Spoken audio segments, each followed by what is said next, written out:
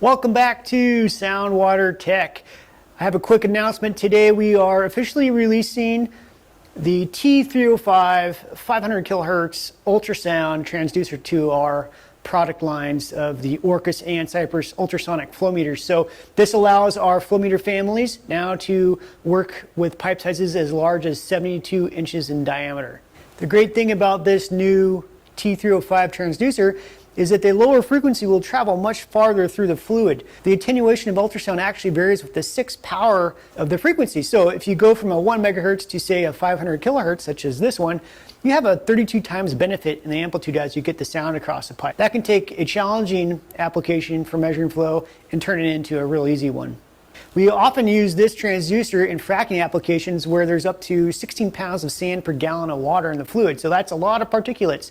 Other similar applications might be mining or municipal wastewater. In those cases, this would also be a really great option.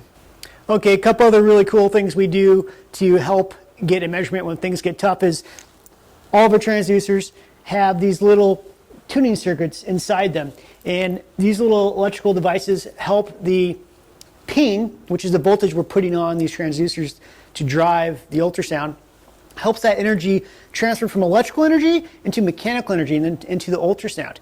So one way to help that is by putting in these little tuning circuits. Yeah, there's a cost to that, and it takes some technical expertise to figure that out, but the more energy we can get out of a drive through the transducer and into the pipe and fluid means that sound will get across the pipe, be received by the flow meter, and we can make a measurement. So all these little things helps and adds up when things get tough to keep making good measurements. Okay, one other thing that we do on the front end of this, that is the mechanical side where the sound is actually coming out of this device, is we add the little layer in here, and if it has the exact right properties for ultrasound, it helps the sound come out of this transducer. And you can actually get a factor of 2 or 3 or 4 times ultrasound out of this device if you do this. So again, we're really trying to get the sound out from electrical drive all the way through and into the pipe as most efficiently as we can, so there's lots of power to traverse the pipe and make a measurement. So all these things makes a big difference when things get tough, and you can continue making good measurements. Okay, I want to share a little real-world experience with you. We recently installed the 500 kilohertz transducer onto one of our Cypress ultrasonic flow meters. Not this one. This one's for small pipe. This pipe was 36 inches in diameter. It was old steel, so it was a little corroded, and it had an internal cement lining. So a little more challenging application.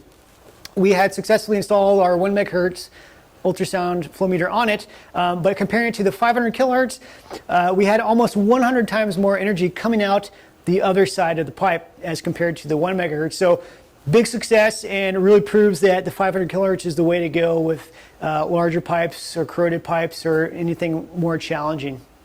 If you'd like to learn more about our 500 kilohertz ultrasound transducers or any of our products, check us out at soundwatertech.com and give us a call.